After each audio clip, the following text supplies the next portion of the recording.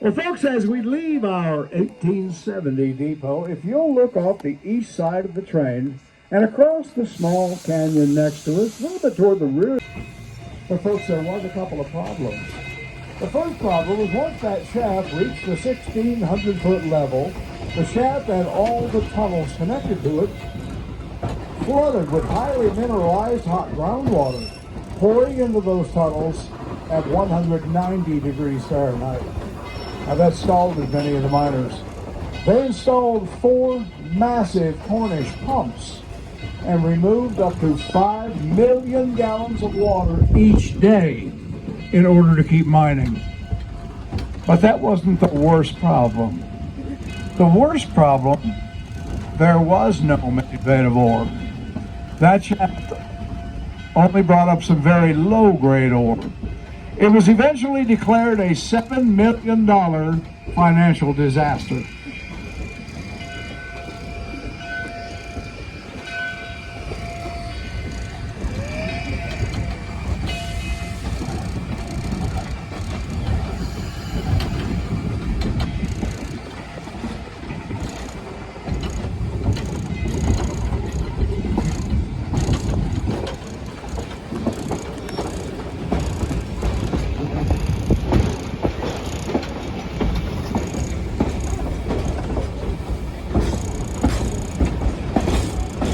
Famous camel and ostrich races in that arena.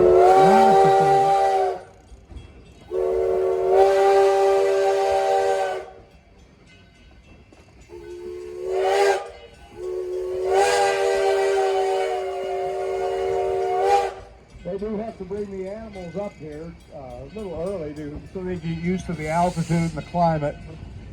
They bring the ostriches up the Monday before the race. Camels come up a couple days later on hump day. That's true about the pit roads. Coming through those canyons, the railroad makes of twists and turns.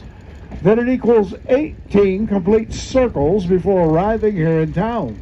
Now that made us one of the crookedest railroads in the world. That wasn't for financial reasons either.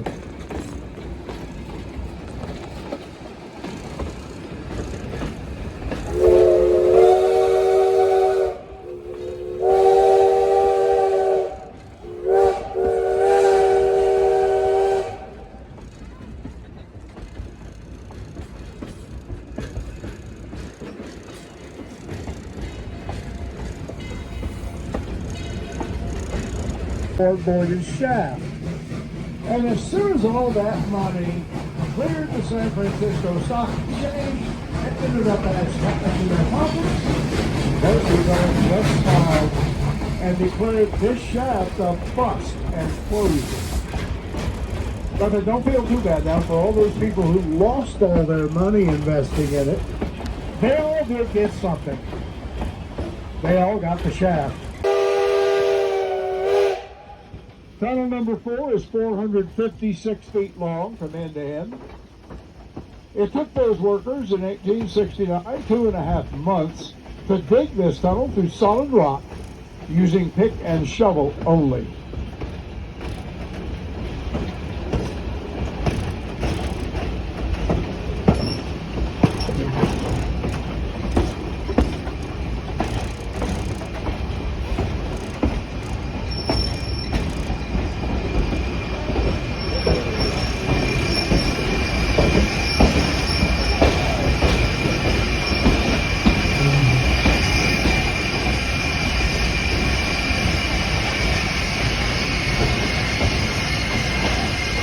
Now those miners that worked on the Comstock Lode were a pretty tough bunch. They had a nickname at that time. They were called muckers, and that was a name of respect for them. They would work in those mines 6 days a week, 8 hours a day, in temperatures around 120 degrees at the lower levels. Now at those temperatures, they could only work about 15 minutes at a time.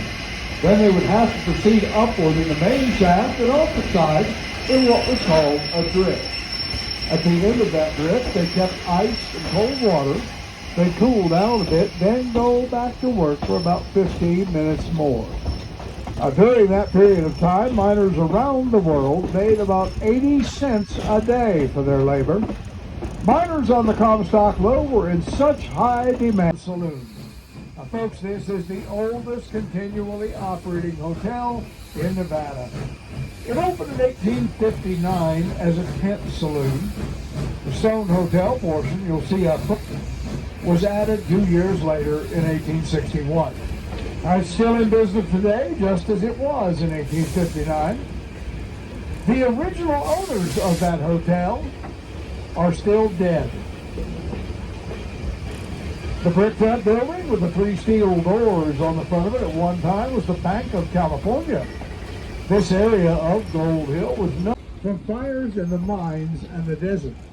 Now, this is located right where the original fire hall once stood, just next to the railroad tracks. The original fire hall, well, it burned up in a fire.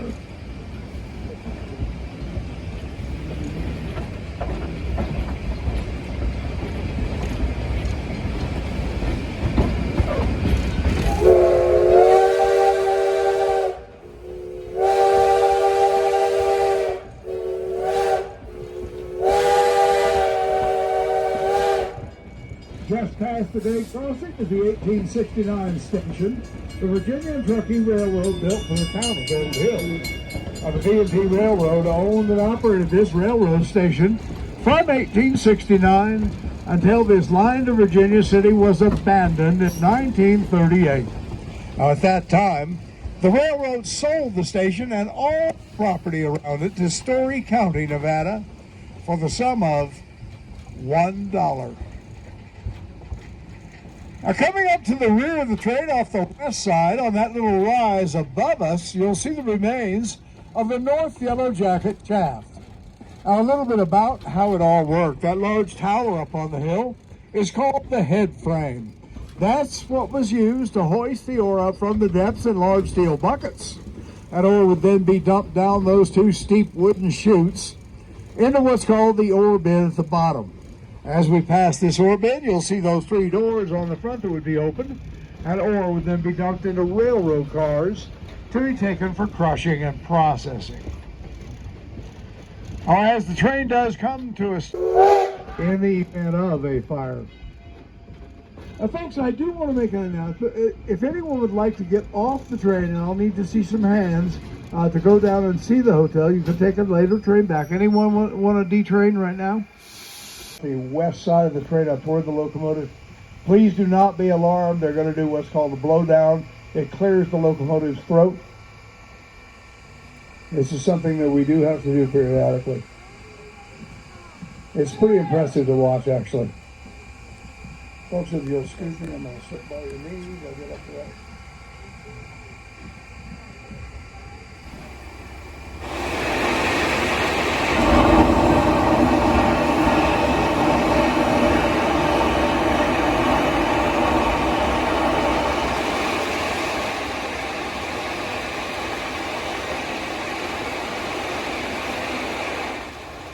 Now, we do that for 2 reasons. One is to clear the water out of the lines in the boiler to keep the steam up, not so much water in it. The other reason is very important. It's so the ground squirrels can have a shampoo.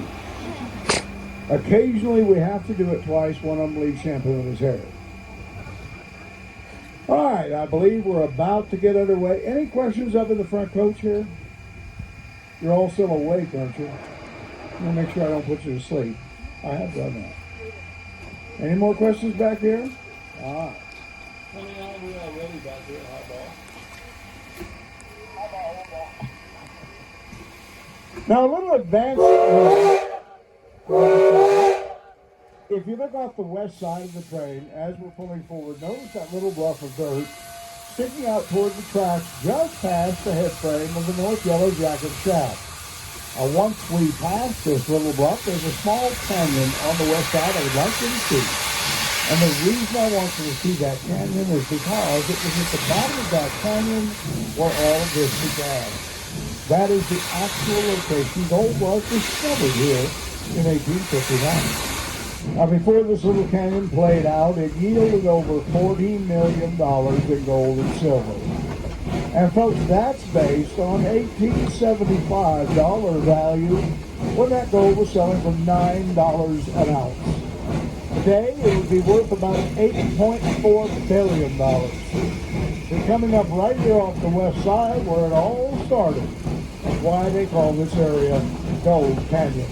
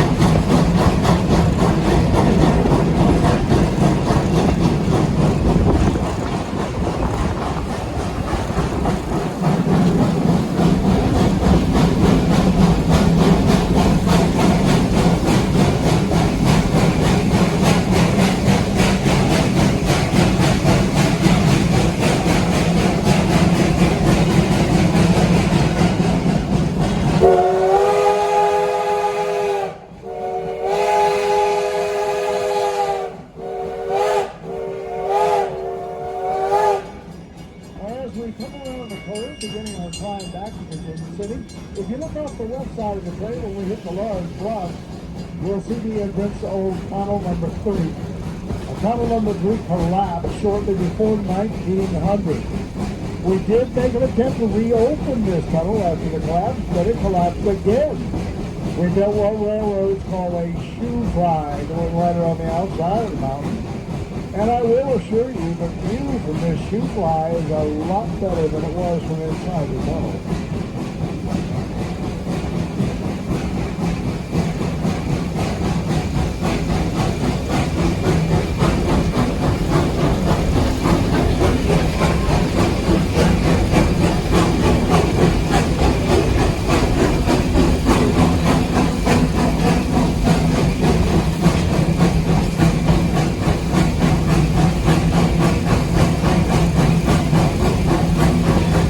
Once we clear the bluff here off the west side, and you just get a moment to see this, if you look back toward the rear of the train off the west side, when we clear the bluff, you'll see the collapsed exit of tunnel number 3, and some of the old wood and steel fence that held that tunnel up over 100 years ago.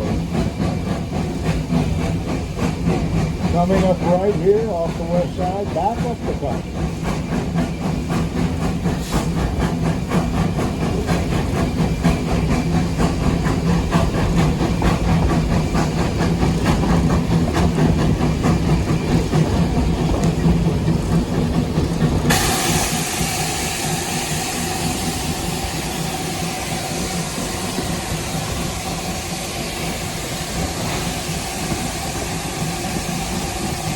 I think once we clear this large bluff off the west side of the train and before we go back into the tunnel, if you look up the cut between the end of the bluff and the tunnel, you'll see a large flagpole at the top of the hill. Now this was the site of Fort Homestead. It was commissioned in 1860 with 100 soldiers to protect Virginia City. The only problem with that plan was there was nothing to protect Virginia City from. The fort was decommissioned in 1880, and the soldiers left. The interesting part of the story is the United States government has never given up the land the fort sat on. They never built on it or sold it. They just put a great big fence all the way around it. Personally, I think the government keeps aliens up there now. I think that's Area 52.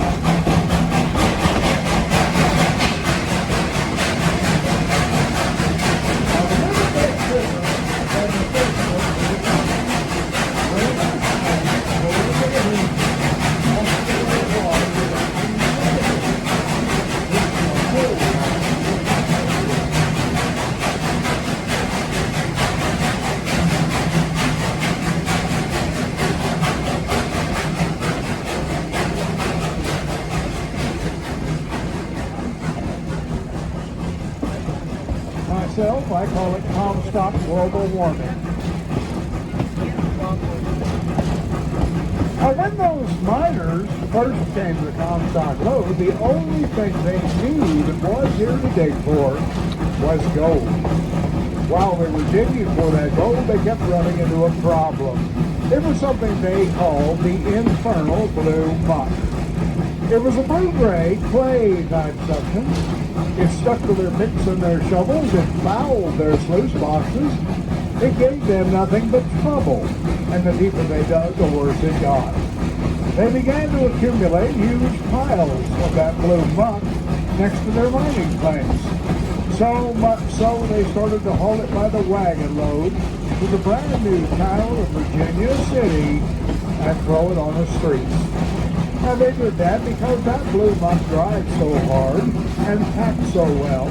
It made excellent tracking for the wagons and mules, especially during those winter months. But about 2 years went by.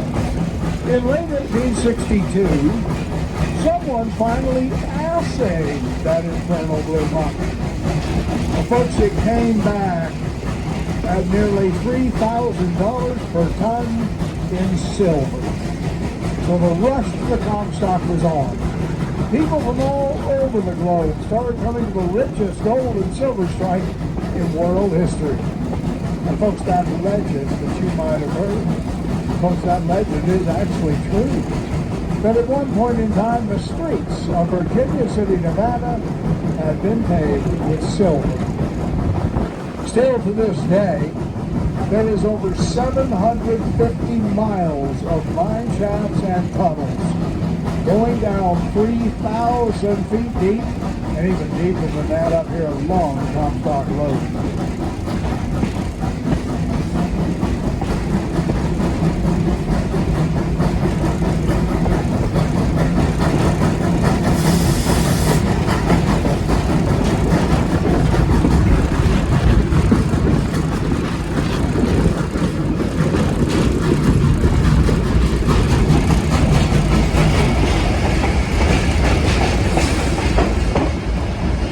Now coming up on the, folks, I have just been informed by the engineer we're going to make about a 4-minute stop up here at the water tank. Hole number 29 up there is a little bit thirsty. It will take about 4 minutes to drop 2,000 gallons of water into that tank. Big 10-inch pipe. Number 29 up there was built in 1916 by the Baldwin Locomotive Works, Philadelphia, Pennsylvania. It originally started out as a Longview, Portland, and Northern locomotive. We acquired her in 1976. It took us about 8 years to refit her and rebuild her to make her run again. Little interesting point on that for you folks. Number 29 up there is due as of next Saturday, as a matter of fact, for what the federal government refers to as the 1472, which means every 1,472 hours of continuous operation, the locomotive has to be shut down completely until the Federal Railroad Administration comes up and examines her. They do a hydro test on the boiler, and they do an ultrasound on that boiler, every square inch of it, make sure everything's thick enough. We are an actual railroad. This ain't Disneyland. 1472. It will take about a year or year and a half for the 1472 service to be done. And folks, it costs us about $1 million to do that.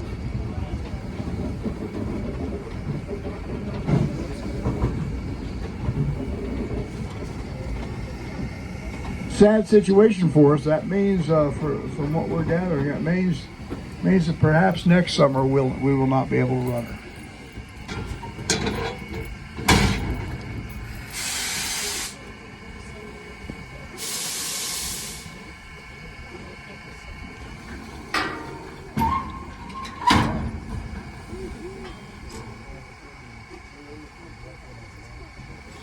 Yeah, if we go down.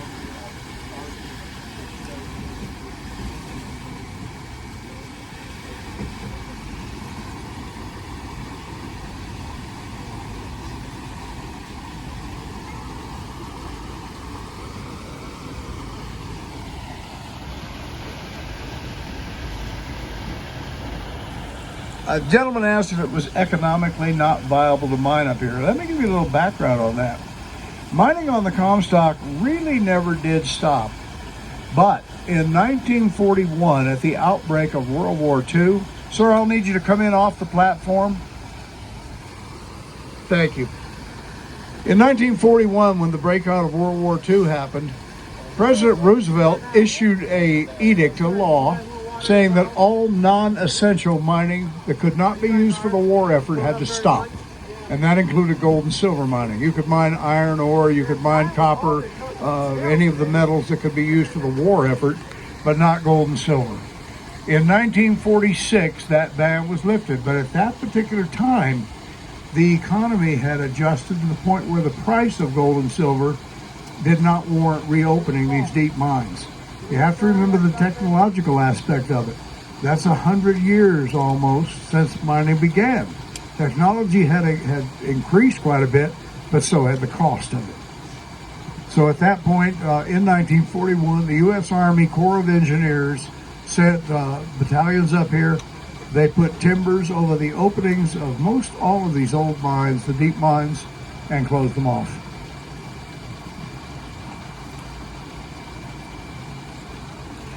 Currently, we are now, Virginia City and this part of the Comstock Lode is a National Historic Landmark. That is under the American Antiquities Act, signed by Theodore Roosevelt in 1906. Now, the Antiquities Act, the way it's written, now mind what I say there, the way the law is written. If you were to get off my train and pick up a rock and put it in your pocket, you could go to federal prison. Personally, I don't think we have any shortage of rocks.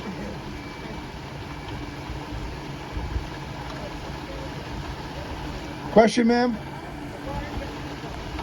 How does it refill? There's a pipe that goes down into the ground, refills through a well.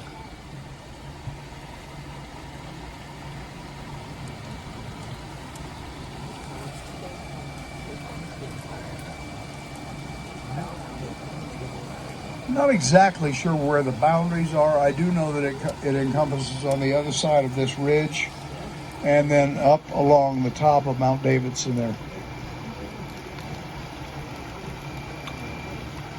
The level. I'll probably till tomorrow morning. We'll bring a train in tonight at 4:30, 5 o'clock. We'll refill it again. Gentleman asked how long the water lasts. Little interesting point I want to let you folks know. Number 29 up there is oil fired, as she was originally. During one day's operation, we move the train a total of about 42 miles. Now that's 7 trips back and forth between Virginia City and Gold Hill. I get to do all 7 of them. Wow. But number 29 will burn about 470 gallons of fuel oil and nearly 6,000 gallons of water. Might be why we went to air travel. And once we clear the little bluff here off the west side and reach our shop grade crossing, right above our rails, folks, is the Collar Mine Tour. Now, that's an outstanding tour. I really do recommend it if you folks do have the time. They do take you down into the original 1861 Collar Mine. They show you how hard rock mining was done here on the Comstock Lode. And folks, they even give you a little sample of total darkness. And the best part of the tour of the Collar Mine, they bring you back out.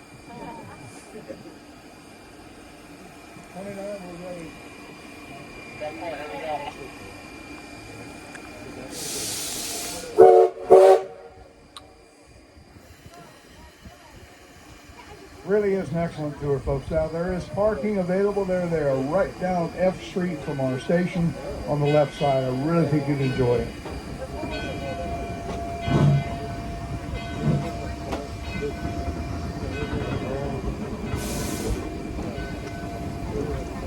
Incidentally, a little point on that. The tour guide today up at the Collar Mine, very good friend of mine. He is a local Nevada celebrity. He had a radio show some years back called Wild Nevada. Really great guy.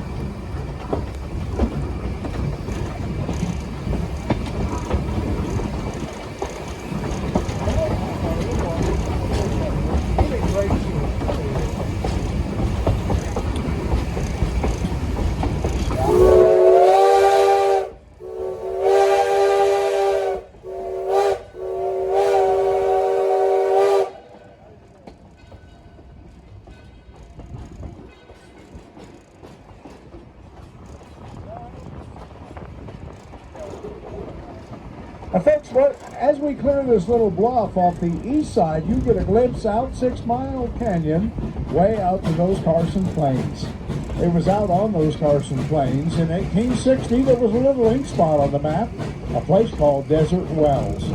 Desert Wells was a Pony Express stop. For the brief time the Pony Express ran, it became a stagecoach stop after that. Nothing more than 2 wells, 2 stables, a 4-room stone hotel, and of course, a saloon. In 1862, a young man came to Desert Wells. He stayed there about 3 weeks before moving to Virginia City. His name was Samuel Langhorne Clemens. When he arrived in Virginia City, he got a job at the newspaper in town, the Territorial Enterprise. And for the years he lived in our town, he wrote a lot of stories and articles for that newspaper. And while he lived in Virginia City, he also changed his name to that which we know him as today, Mark Twain. Now, Mark Twain went on to become one of the greatest authors in all of American history, writing wonderful books and stories that are as wonderful to read today as they were when he wrote them over 100 years ago. And folks, Mark Twain began his writing career right here in Virginia City.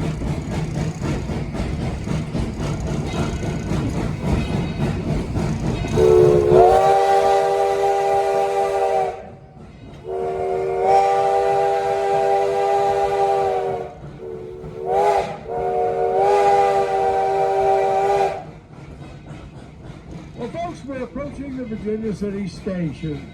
I'd like to take this opportunity to thank you folks very much for riding with me today on this little trip through history. I really do hope you enjoyed it. I do hope you maybe learned a little bit about the history of the Comstock Lode and the Virginia and Truckee Railroad.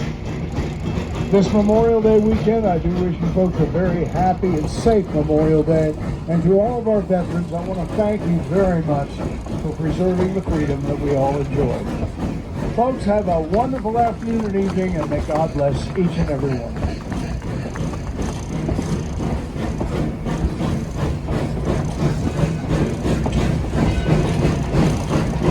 I do hope I did a good job for you.